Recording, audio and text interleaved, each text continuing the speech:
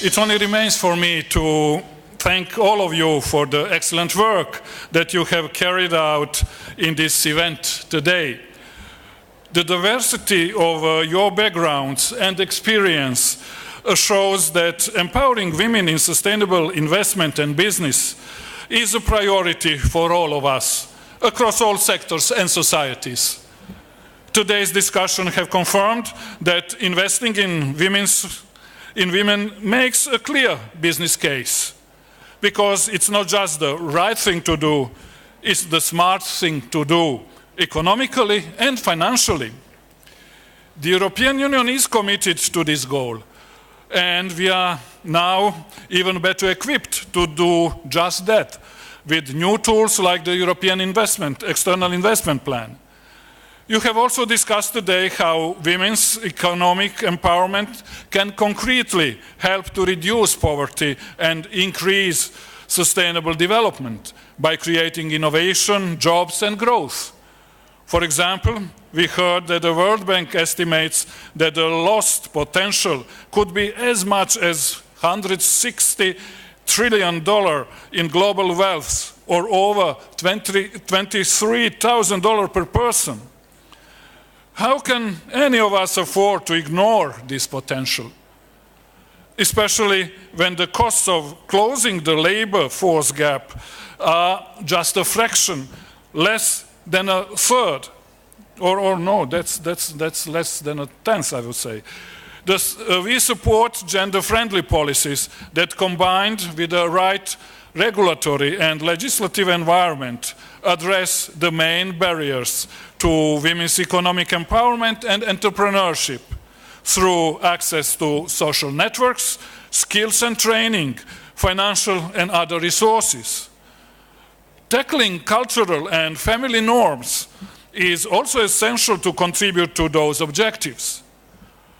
Our 2014 policy framework on a stronger role of the private sector in sustainable development emphasizes the need to focus on female entrepreneurship and employment. For example, we have strengthened our support for the garment sector, whose global workforce is 75% female. We have a number of promising initiatives, including a €19 million action with the International Labour Organization to promote responsible value chains. And we are working with the International Trade Center to build a responsible fashion industry through talented artisans, the majority of them women. As you heard in today's introduction, one of the main aims of our new European External Investment Plan is to create jobs and opportunities for women and young people in particular. For example, the investment windows on small and medium enterprises and agriculture and rural development could play a particularly central role given the active involvement of women in these sectors. Another concrete example on how the EU can support women's economic empowerment is the utilise fund for sub-Saharan Africa.